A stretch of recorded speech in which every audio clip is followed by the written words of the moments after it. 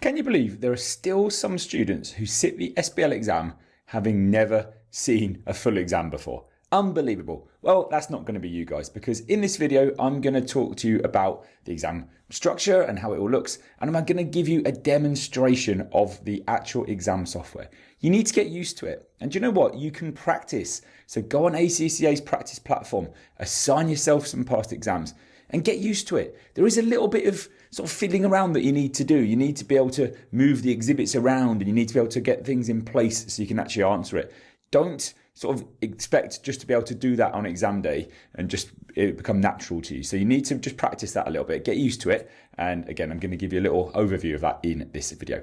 I'm also then going to give you some top tips, 3 top tips for the exam really early on in the course that I really want you to remember. If you only remember 3 things, I want you to remember this about the exam and how to pass SBL. So enjoy the video, and don't forget, you need to make sure you do practice in the software at some point.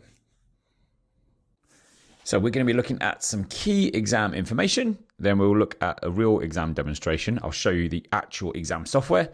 And then I'm just going to give you a few little tips to get you set up for the exam. So in terms of some key exam info, all the crucial bits you need, it's going to be 3 hours, 15 minutes, unless you are allowed extra time. So some people are allowed extra time through ACCA, in which case that will be slightly higher for people with certain conditions. So if that is you, then of course you need to adjust all your timings.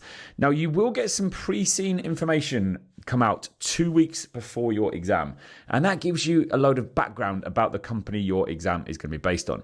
Now as part of our course, we will then analyze that, we'll work through that. You'll even do mock exams based on this as well, but this is going to be really useful information to have ahead of the exam. So that comes out 2 weeks before the exam. Then your exam will be in ACCA's exam software, of course, so you need to make sure you know how to use that and move all the exhibits around, which I'm going to show you in just a moment. You need 50% to pass. Now, most of you, I'm sure, will be happy with 50 or 51, but it would always be nice to get a few more than that, wouldn't it? And on that note, you don't need to pass each individual task. You don't have to pass certain syllabus areas or anything. It's literally just if you get 50 marks or more, you will pass.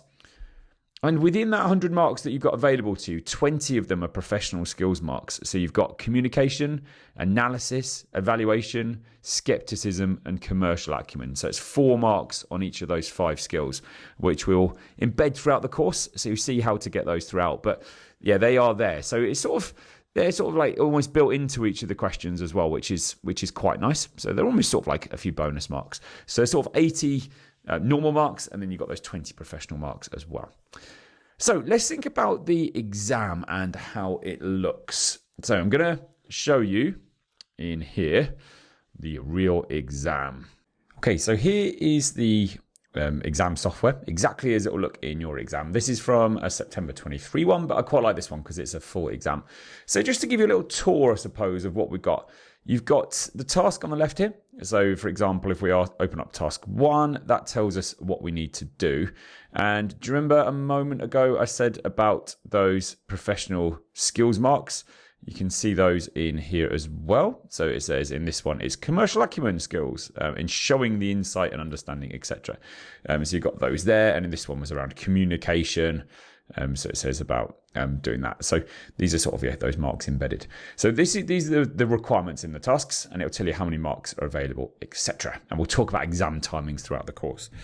So that's that. You've then got your exhibits. So in this one, you've got 4 exhibits. We've got an article, and then we've got an investment proposal. We've also got a proposal risk review, and then we've also got a performance report as well. So quite a lot going on.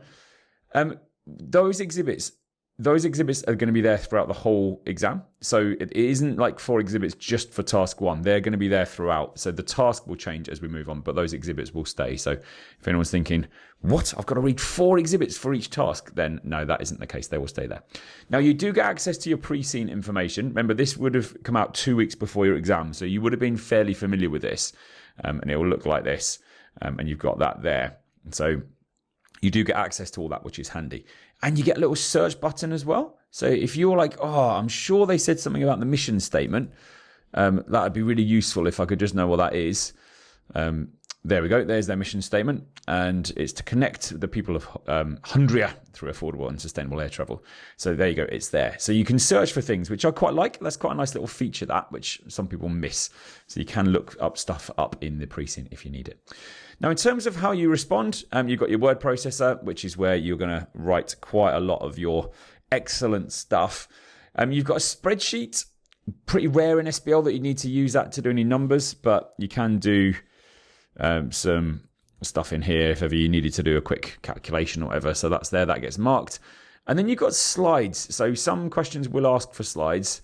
Remember, in slide 1, again, you'll see this in some questions throughout the course, but in slide 1, you sort of do just some almost bullet points, some real headlines, and then your speaker notes are where you put your proper answer. That's where you add your detail, and then you got another slide there as well. So you got those if you need them as well throughout. You can highlight. So as you read this, you might be going, okay, oh, they're brothers. That's really important or whatever. So you can highlight. Oh, it's not letting me select that for some reason. Maybe it's because it's an image. Cost per pilot. Let's say I wanted to highlight that. So you can sort of go on there and highlight stuff if you needed to. Again, I highlighted perfectly early, didn't I? Usually it's all right. The highlighting is a little bit glitchy on the practice software. If I close that now and open it, it's disappeared, which is a little bit of a weird glitch. Apparently in the exam it would still be there. But if you do like highlighting things, and again, I'm not even convinced it is working.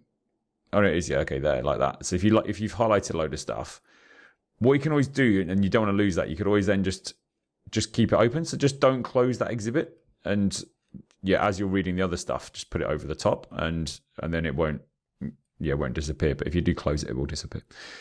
So that's that. That's pretty much everything you need. You won't need anything else. There's a calculator, but you shouldn't really be using that. Everything else at the top's fine. Then you move on. If you click next at the bottom right, you move on to the next task. As you'll see, we then have a new task, 40 marks on there. With this, by the way, it says about they talk about these risks, and they've given you like principal risk review like this. So they've identified some risks in here, and then they say discuss the dynamic nature of those and assess the potential consequences of each of these risks for Courgettes. Now, you guys you've probably never seen this company before. You've probably not sort of come across any of this. You know what? I reckon you'd be able to give that a pretty good go, wouldn't you? Like, they've given you some risks, and they've talked about that and so on. And then in here it's sort of saying, right, discuss them, and then the potential consequences of them to an airline. I reckon we'd be able to give that a pretty good go. And we haven't even done the course yet. So that just sort of it should be reassuring that SBL isn't particularly technical, and it is more about responding to what is there on the day. Now, there are some bits, don't get me wrong, that are more technical and more knowledge-based. So it might be... So this one's about performance analysis. It might be which content. So there's an annual environment and sustainability audit report, for example. So there are things there that are a little bit more technical, but a lot of the time it is quite common sense, and you can use these exhibits. There is absolute gold in every single exhibit. There are loads of things in here that we should be using. So these exhibits are great. The pre-scene is just background. Don't let the pre-scene distract you too much. This is mainly background stuff. It's mainly going to be about using these exhibits to help you with your answers. So there we go. We've looked at all 3 tasks. If you click at the navigator, you can see they all are listed out there. And everything else is pretty much as standard. So it's quite intuitive. It's all fine. It's just a case of, you might need to have an exhibit open. You can resize them, by the way. And then you might want your task open and then maybe your response. So you sort of need to get used to just playing around with this a little bit, and then you can sort of do that however you want. Now you can, by the way, copy and paste from here into your answer, and you can copy and paste from the exhibits actually and the pre-scene.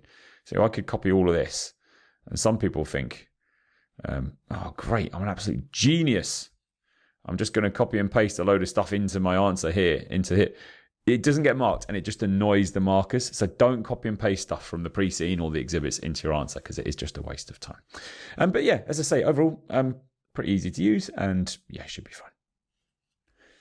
Okay, there we go. So my final slide is all about my top exam advice. So 3 things I'm going to tell you that you need to do to pass SBL. The first thing is application is key. just knowing loads of theory isn't going to help. You need to use the exhibits that you're presented with on exam day. So use the scenario, use the exhibits to make sure you're really tailoring your answer on the exam day. So just be very careful with that. That's in every single examiner report I've ever read. It says students still aren't properly applying it to the scenario. So you have to be very, very careful. Then answer the requirement that you've been set as well. Lots of people almost pre-prepare answers for SBL. They predict what's going to be in there, and then they go, oh, I'll just learn that and then recite it in the exam. But you can't. You've got to answer exactly what they've asked you to do on exam day. And also plan and write properly. Ben is going to be giving you loads of advice in this course about planning and also writing style. So listen, it is so important that it looks nice and it's planned out properly in this exam. So yeah, don't ignore that. In other exams, you might have got away with it a bit and you might have been like, I'll just do what I can and I'll get through it. You can't do that in SBL. You have to make it structured properly in order to pass it. So make sure you do that as well. So there you go. If someone said to me, right, Andrew, you've got 30 seconds to tell me how to pass SBL, this is exactly what I'd tell them. I'd say, apply it to the scenario, make sure you're using the exhibits, answer the exact requirement you've been set, and make sure you're planning and writing and structuring your answer properly. And they are my three top tips, you might say, rather than tip tops. Either way, there's still 3 things you need to know to pass. And there we go. So we've looked at the key exam information. I gave you that real exam demonstration to show you how it will look, and then 3 of my top tips as well. So that's that. Best of luck with the course.